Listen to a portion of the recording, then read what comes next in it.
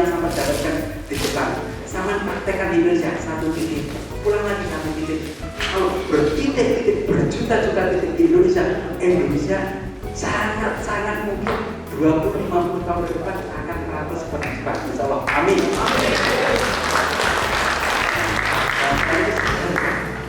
Dulu masih zamannya tahun 45 Mas, Indonesia punya merdeka, kita ulang-ulang biasanya juga sepaham.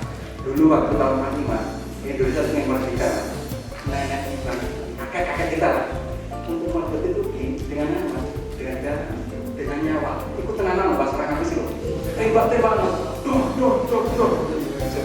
Belanda pakai tembak, kita pakai bambu luncing Mas. Masa perang, itu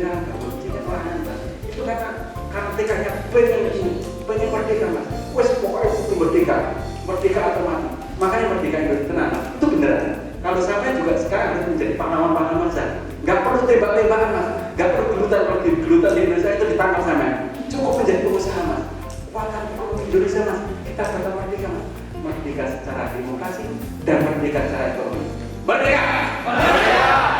Terima kasih dari saya Pak. Mohon maaf Pak kalau punya kebablasan Pak, mohon maaf. Dan terima kasih kepada sobat-sobat saya. Terima kasih kepada teman-teman itu yang jauh-jauh sudah dari tadi malam lembur untuk mengerjakan acara ini. Terima kasih. Mohon maaf. Wassalamualaikum warahmatullahi wabarakatuh.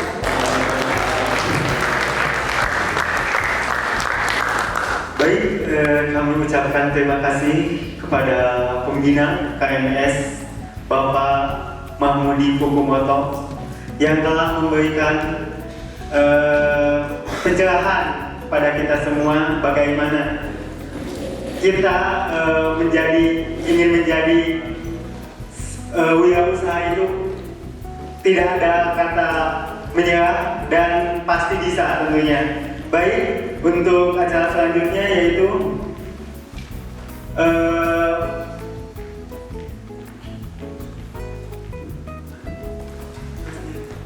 peresmian business matching oleh Bapak Yusroni Izamahendra selaku Duta Besar Republik Indonesia.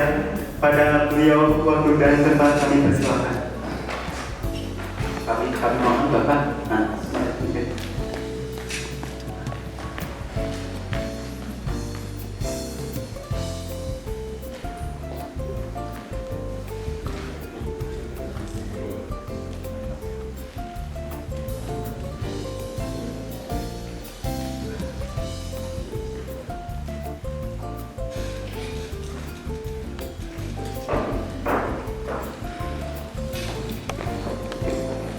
Assalamualaikum warahmatullahi wabarakatuh.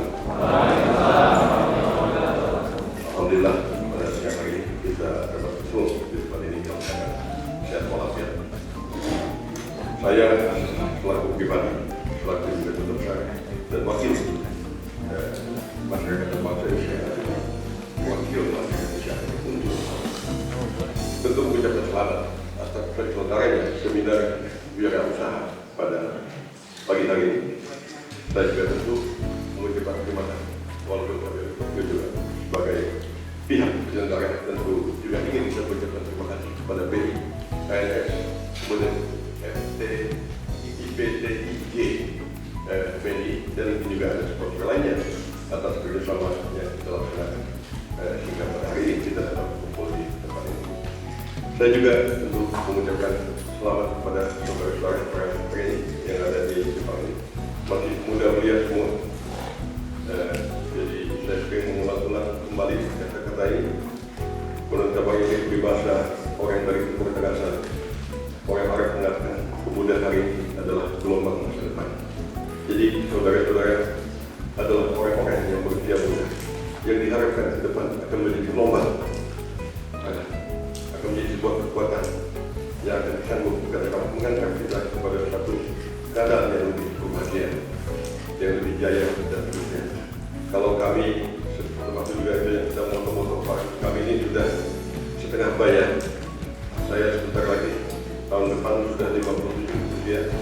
Walaupun hati masih merasa muda, tapi sebenarnya sudah tua juga. Nah, lalu apa yang ingin saya katakan di sini? Ya sesuai dengan sindang yang pertama saya ingin mengatakan bahwa di dunia ini tidak ada sesuatu yang terjadi tiba-tiba, melainkan segala sesuatu itu pasti terjadi menurut hitungan-hitungan tertentu atau katakanlah menurut sebuah rencana. Kalau kita percaya pada Tuhan dan saya yakin kita mempercayai semuanya, bahwa Tuhan pun menjadikan alam semesta dan menjadikan kita semua bukanlah untuk bermain-main, melainkan untuk satu tujuan tertentu. Tidak ada yang kebetulan itu kan kata kita dalam bahasa kita, kebetulan saja saya nemu uang di sini misalnya kan, tetapi segala sesuatu itu ada rencana. Dulu waktu saya masih kecil di kampung yang zaman nenek saya masih hidup, nenek saya mengatakan ajaran orang lama terhadap agama. Apa yang Tuhan tidak ketahui di dunia ini? Satu helai daun jatuh pun Tuhan tahu. Jadi tidak ada sebenarnya yang dikatakan terjadi secara kebetulan. Segala satu itu ada rencana. Orang Islam sendiri mengatakan la haula wala quwwata illa billah, bahwa tidak akan perkara kita akan terjadi segala satu itu kecuali dari Allah. Jadi Tuhan mengetahui segala satu, termasuk juga rencana kita, sukses kita dan jaya kita. Nah, dengan berpedoman bahwa tidak ada sebenarnya sesuatu yang terjadi tiba-tiba, maka jelas kita harus memiliki rencana yang kita susun dengan baik, yang kita jalani dengan baik. Tuhan telah memberikan segalanya kepada kita, terkecuali hak untuk menjadi Tuhan itu sendiri yang sederhana sama Tuhan. Kalau dikasih juga Allah berkati, walau dalam dalik saya juga tidak mau kalau dia ada jadi dikasih kepada saya. Dia telah memberikan kita segalanya. Khusus yang beragama Islam, bukalah surat Ar-Rahman. Itu Tuhan bercerita telah berikan, jadikan ini selalu di ujungnya kalimat tegas. Nikmat apa lagi yang kau dustakan? Nikmat apa lagi yang kau dustakan? Nikmat apa lagi yang kau dustakan? Kau pulang-pulang.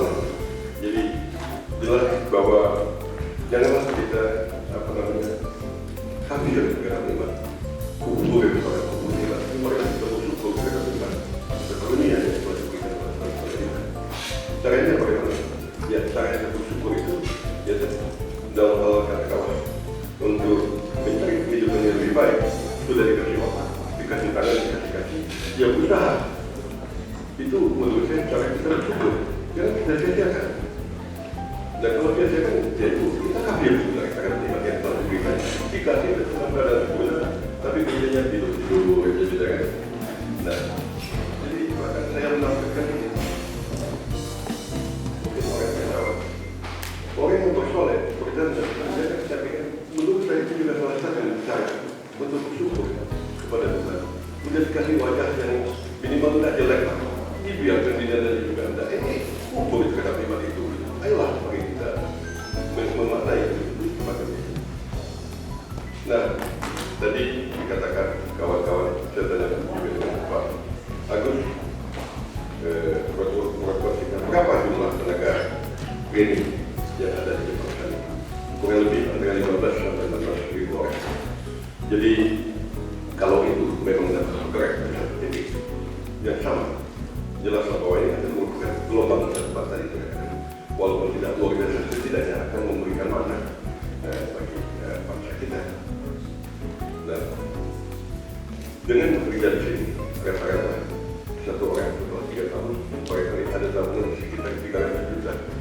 Saya beberapa kali mendengar sekitar itu. Tadi rekan kita, mentor, saudara semua, telah mengatakan uang 300 juta itu tidak banyak. Kalau dia buat apa-apa dengan gaya hidup Jepang, pulang ke Jakarta kita juga habis.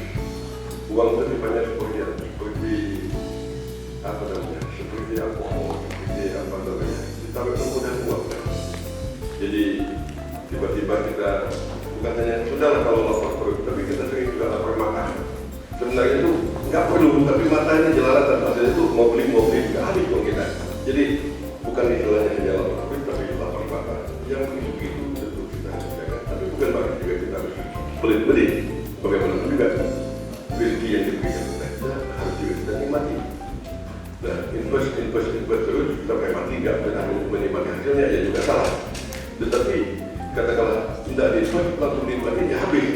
Investasi itu menurut saya adalah bagaimana cara kita memutar uang itu sehingga berkelanjutan, sehingga kita bisa menikmati uang itu secara lebih berkepanjangan, sepanjang itu lagi gitu kan. Dan jadi itu yang penting dilakukan.